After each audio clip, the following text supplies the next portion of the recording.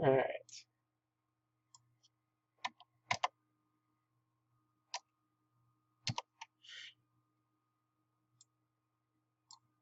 Okay. So I'm going to have the logic for my M13 to where I'm going to turn on the 13th bit on there, and I'm going to wait for that input to be set. And if that input is set, then I'm done with the macro. I move on to the next line, which is at the end of it, and that M13 macro completes. But I'm going to add a timer in the PLC program that once if it exceeds that timer and that input hasn't been met, then it faults out. This is definitely useful for things sort of like down the carousel. Let's say you're moving the carousel into the spindle. You would turn on an output that would actually be moving the carousel, and you need to make sure that that carousel sees that input within a certain amount of time. Because if it ends up keeps moving and it never sees that input, that output will remain on, and chances are, depending on how the machine is set up or what solenoid you're using, if it has power continuously, you may burn up the solenoid, and you don't want that to happen. So what you do is you have a timer built in, and you basically say, all right, turn on the output, but if I don't see the input being set within a certain amount of time, then fault the thing out and pop up a message that says, hey, you didn't see the input within that allotted amount of time. So all I'm doing is creating the macro. Let's go ahead and save it. Now on here,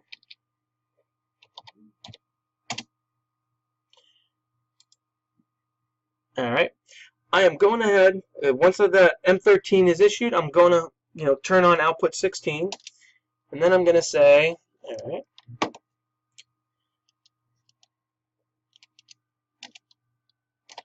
let's see.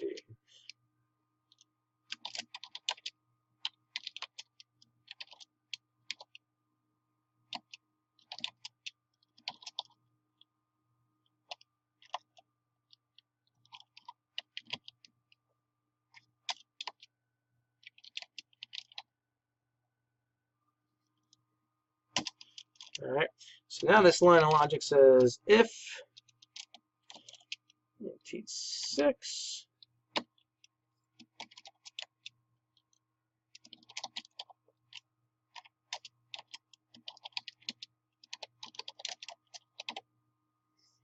okay. So this line of logic is essentially going to say that as long as my output is on, and if I see that input being set, then I'm going to reset M13. All right.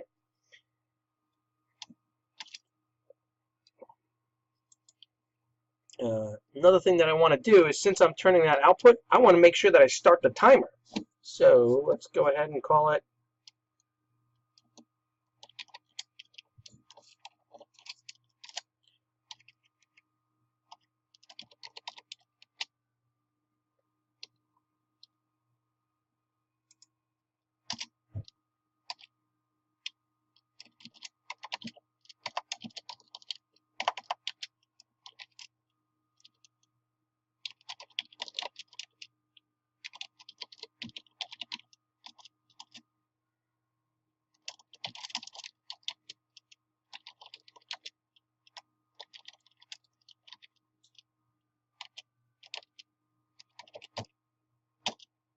all right.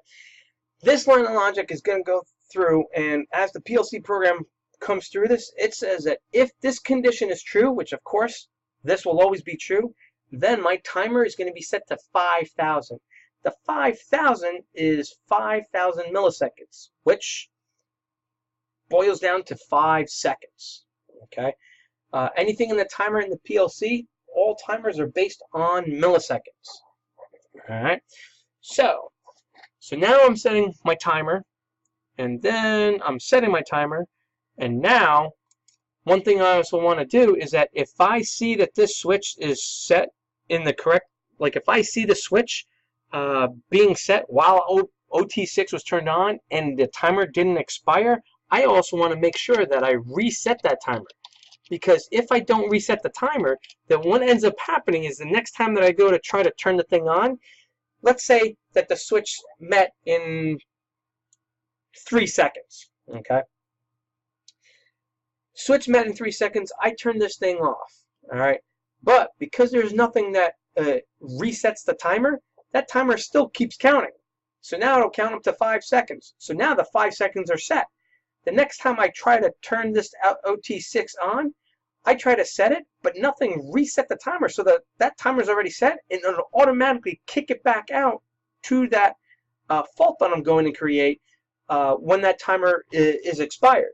So if you don't have anything that says to reset that timer will keep counting, and eventually it'll end up making it to where it gives you a false condition. All right? So now what I want to do is add the logic based on that timer. So now I want to add the logic for that timer, and I want it to where if the timer expires, I want to put the system into a fault state.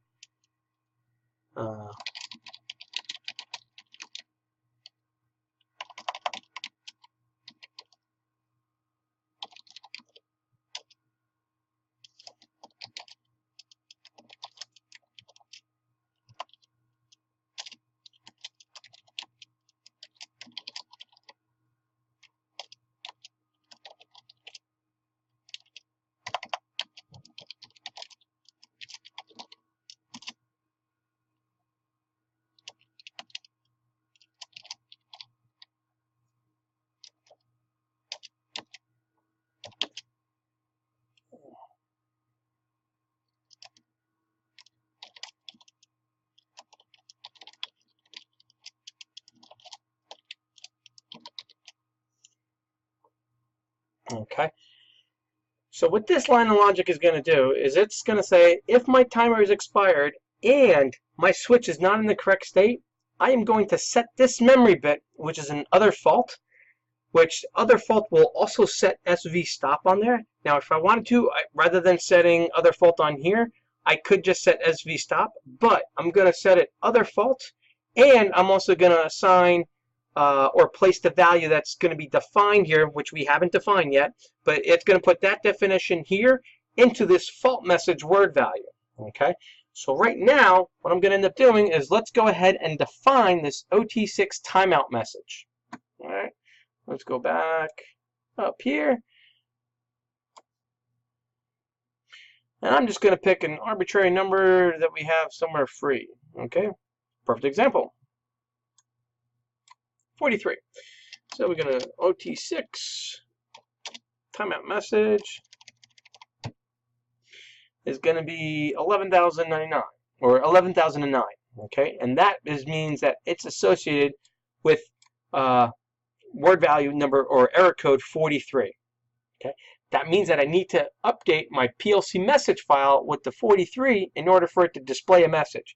But what I'm going to do is I'm not going to do that right now and show you exactly what the software is going to, the message that you'll see in the software if you don't do that. Because the PLC program is trying to set that message, but that custom message hasn't been created in the PLC msg.txt file. Okay? So I've got that set. Alright, let me just verify all my logic is correct. Setting timer.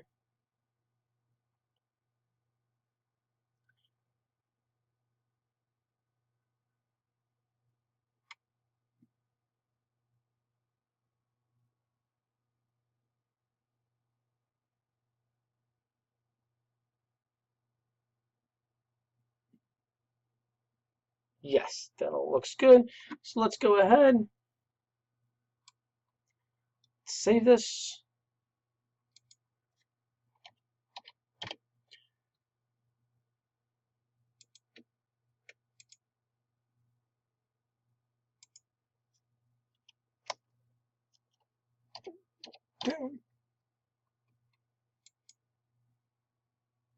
And compile. Oh, lo and behold, oh, I see what I did wrong. As you can see, there's a bunch of errors, and quite honestly, there's so many errors, but there's really only to one. Even though I remember to define OT6 underscore timeout underscore MSG, I forgot to define OT6 underscore T. So that's telling me the PLC program, when it was trying to compile, it was looking at this and says, hey, I don't know what this thing is. So it didn't know what exactly to do. So let me just go ahead, go down to the timers.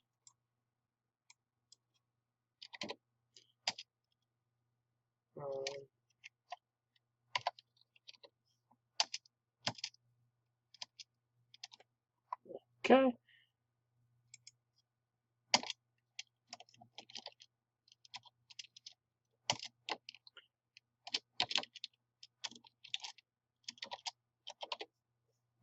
Excuse me.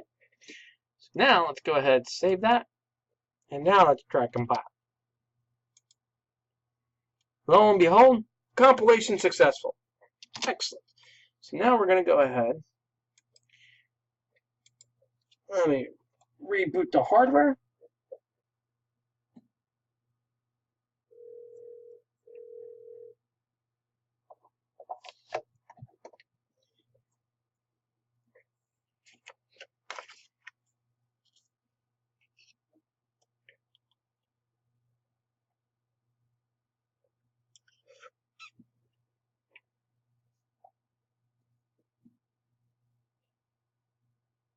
Okay, hardware is up.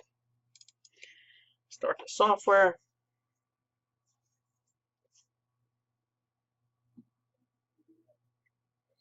Okay.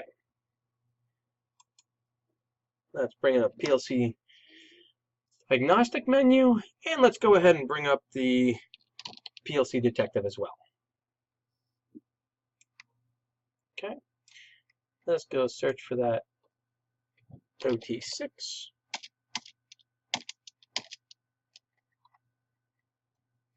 There we go. So now we see all my logic. Oops. Switch is in the correct state. Okay, so now I'm going to toggle this on top.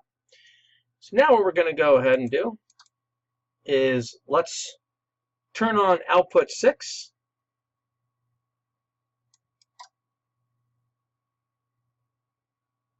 That output is on. Flip the switch, and it turned output off. Right? Oh, there we go. Lower this down. As you can see, it went through my timeout, and it was trying to define because it was waiting for that input, but that input was never set. And now I got this message that says undefined PLC message.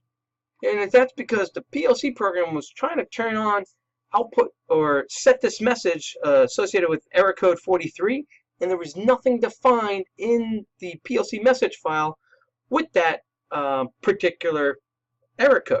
So let's go ahead, exit out of the software.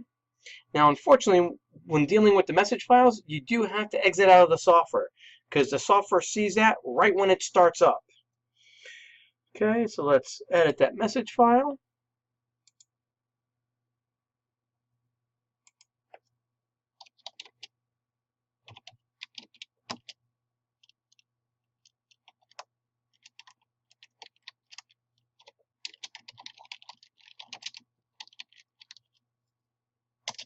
Okay, and remember, the first column was the error code, and the second column is what is displayed in the message window of the CNC software. And as you can see, I did end up go ahead and put a 4-digit number error code, so like that.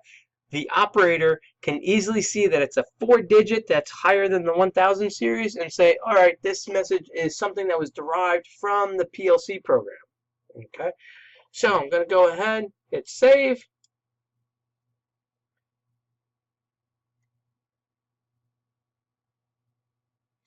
Oop, got that running. Okay, go ahead, start the CNC software.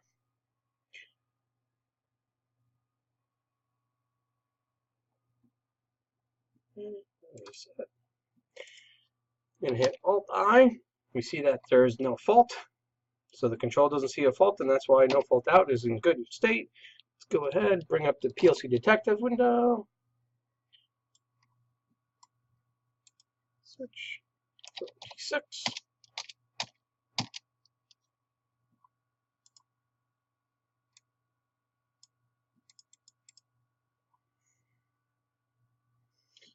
Okay, let's toggle stay on top. Now we're going to go ahead, we're going to click on aux1, it'll turn that output on. It's going to be waiting for that input, but we're not going to end up putting that input on there. All right, we're not going to set the input. We're going to see that it's going to go into a fault state, and we're going to see that once it gets into a fault state, no fault out now is going to end up turning red. So let's go ahead. That output turned on. Waiting. The timer was expired, the switch was not in the correct state, so these two conditions was correct, and it set this other fault M.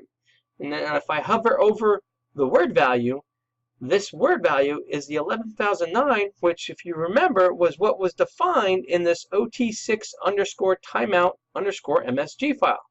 Any of the word values, you're able to take your mouse and move the mouse pointer, hover over it, and it'll tell you what that value is at that particular time.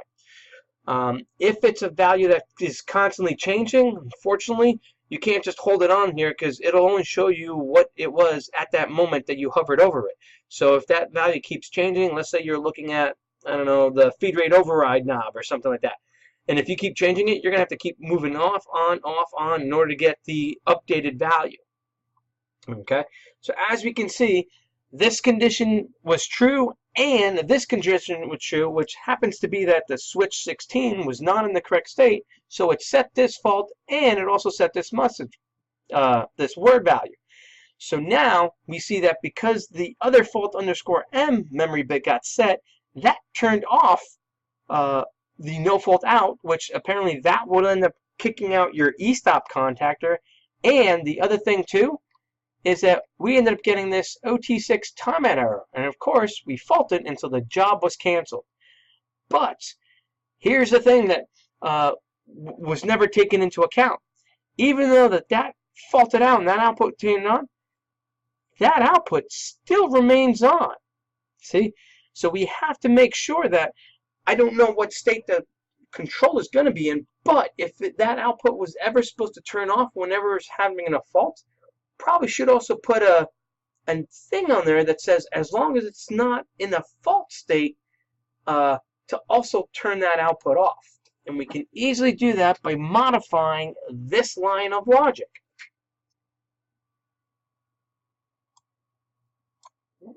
Let's exit out of this.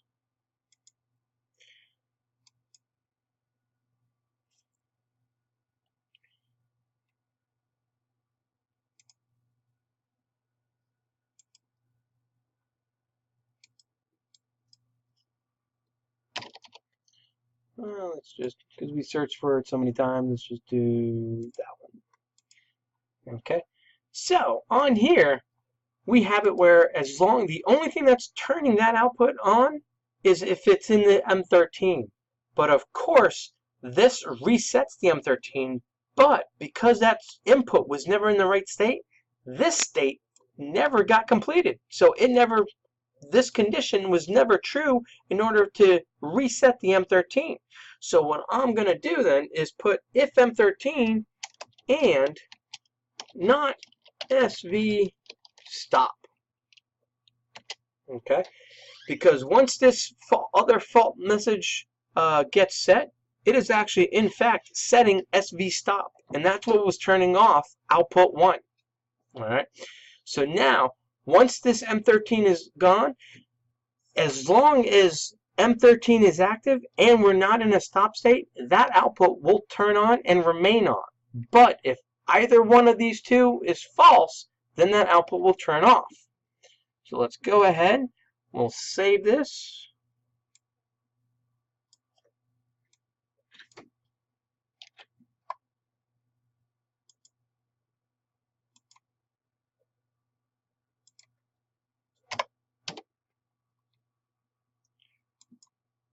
Now that we got it saved, compile it. Everything looks okay. And now we're going to reboot the system.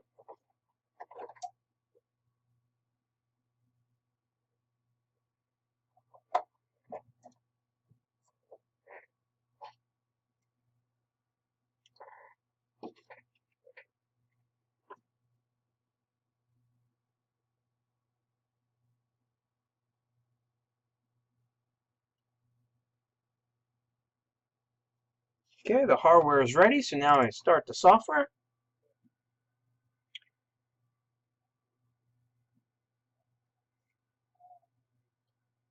Once again, we'll bring up PLC Detective by pressing Alt and the letter I, as well as the PLC Detective by pressing Control and E.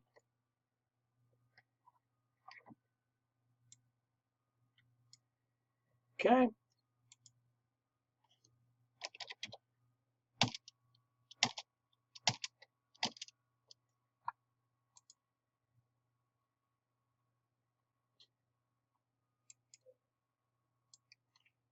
All right. So I'm going to cycle the E-stop. All right. We see that the control or the software is not in any kind of a fault state because output 1 was being set, so it turned green. Now I'm going to hit the aux button to turn on that output. Output turned on. It's waiting for the input. I'm not going to change the state of that input. It faults out, throws up that OT6 timeout error. As you can see, it also turned off output 1, and it also turned off our output 6. And that's because that SV stop was set, and it caused it to be in a fault state, and so it made this line of logic turn output 6 off. All right. So as of right now, we've just created a custom macro that turns on an output, waits for a particular input, and we also created a fault condition that if it doesn't see that input within a certain amount of time, it puts the system into a fault state, and it throws up a message in the message window that will tell the operator, hey, there's a problem, and it gives them a general area where to start looking for in order to troubleshoot that issue. Now, to do one up on that one, we're going to have it to where we're going to have the timer, rather than being a set value or a constant value in the PLC program, we're going to have it where you can set it for various different systems based on the value of a parameter. Okay, so exit out of the software.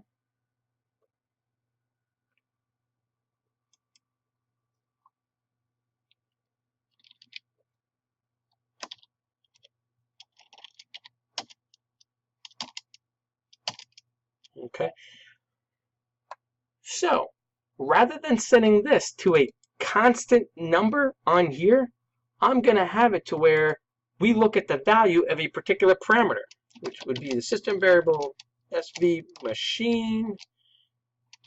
And let's just say it's parameter 995. Okay. And like I said before, the PLC program, when it sees something, it sees that as in milliseconds. So depending on what you want that value in 995 to be, you might need to do some math associated with it. So if the operator or whoever's setting the thing up already knows that the value of that parameter is in milliseconds, they typically would set it to something for like 5,000 in order to represent 5 seconds. But if they're under the impression that it's only set in seconds, then we would need to do some math in the PLC program. To make things easier on the operators, I'm going to leave the parameter set as in seconds. And so that means that what I'm going to do is I'm going to take the value that they place in that parameter, and I'm going to multiply that by 1,000. Okay, and of course I want that done first, so I'm going to post that in parentheses. So it's going to take that value that's in parameter 995, multiply that by 1,000, and then it's going to set that as my timer for the timeout on that output number 6.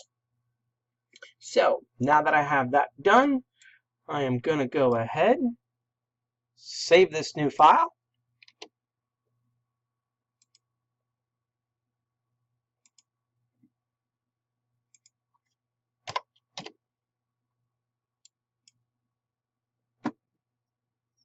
Save. Now go ahead and compile it.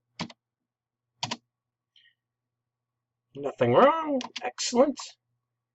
Now I'm going to reboot the system.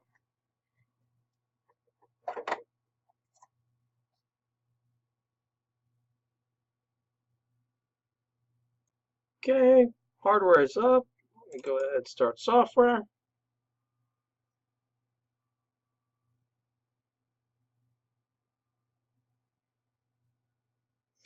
let's go ahead and change that parameter. That was parameter 995.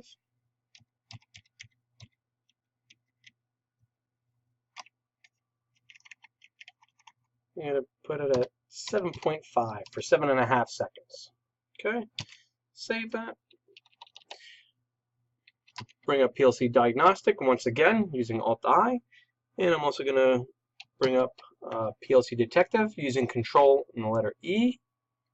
Let me put it in such a way that we can see both the message window and my outputs. Go on top.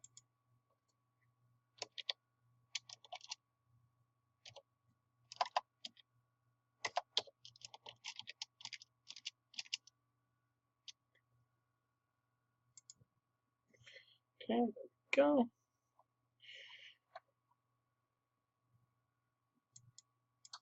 All right, so now output 1 is in good. That's because the software is not in any fault.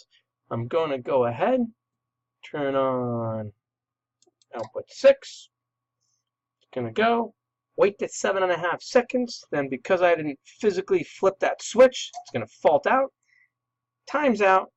And as you can see, timed out.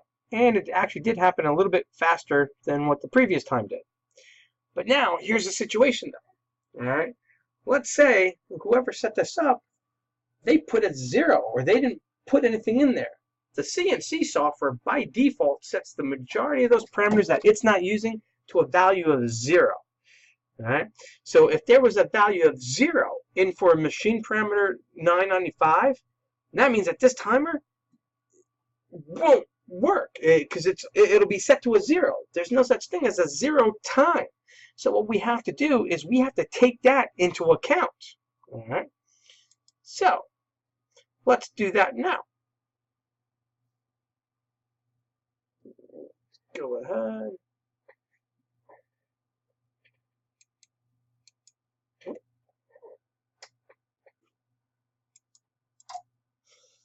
Okay. Exit out software.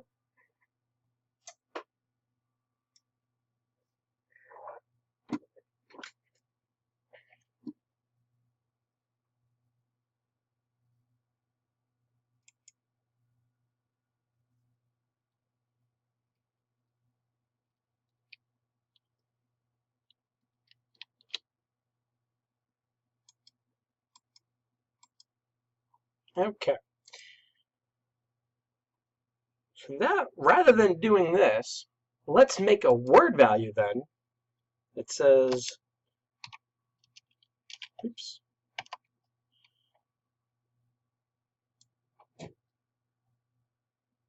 Uh,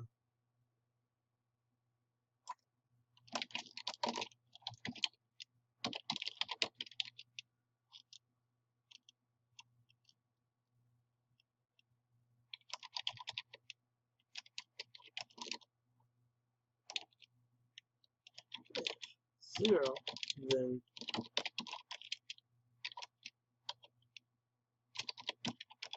okay.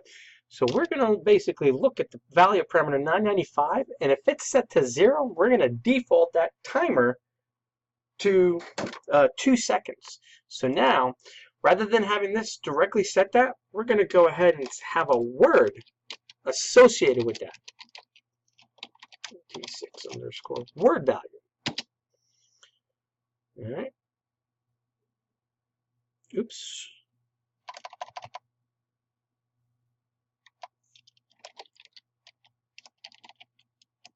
Then OT6 underscore word is equal to that.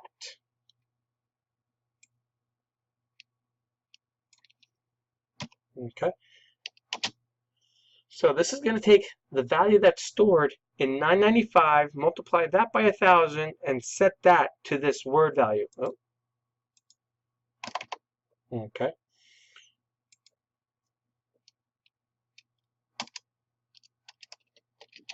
Now, if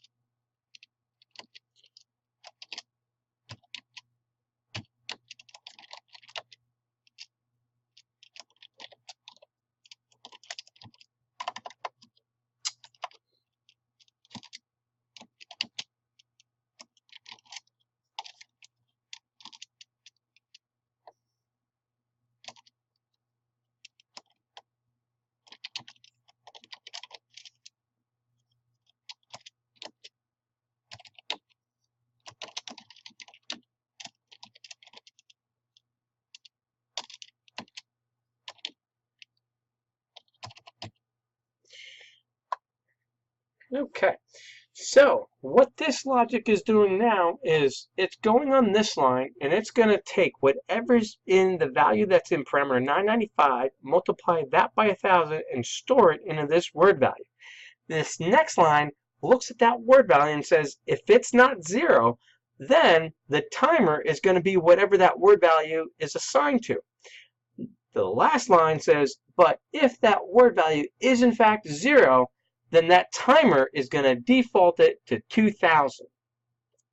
Okay, so I am going to go ahead, save this.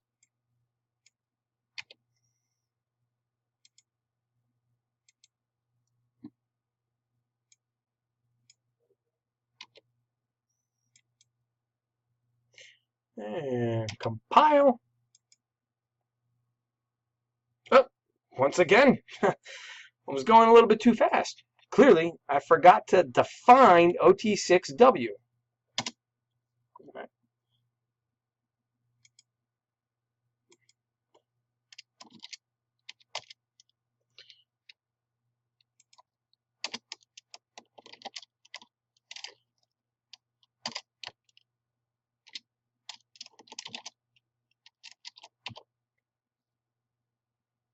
All right, got it defined, saved, and now compile.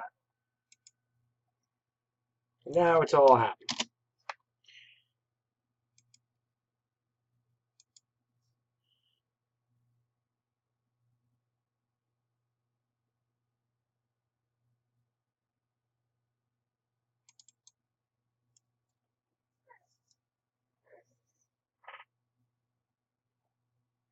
Oops, I forgot to repower the system.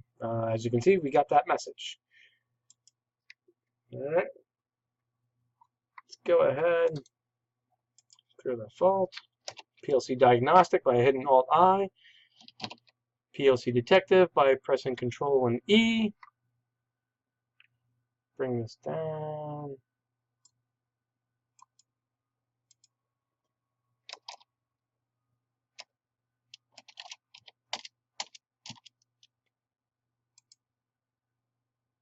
Okay. All right, so I'm gonna go ahead. Oh, let me bring this down.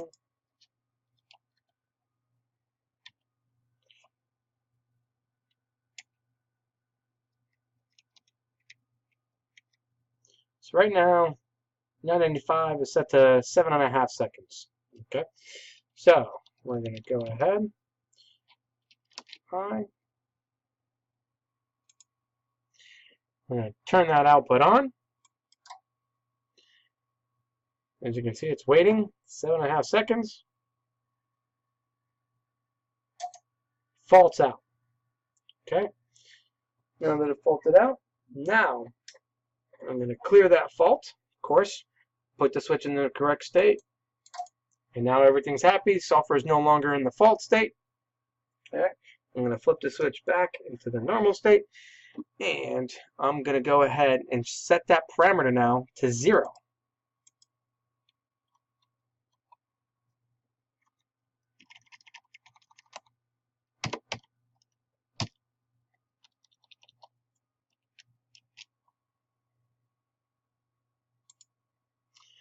Okay. Turn on that output. And as you can see, that faulted a lot quicker than it did before because it only had to wait 2 seconds because my parameter was set to a 0. All right.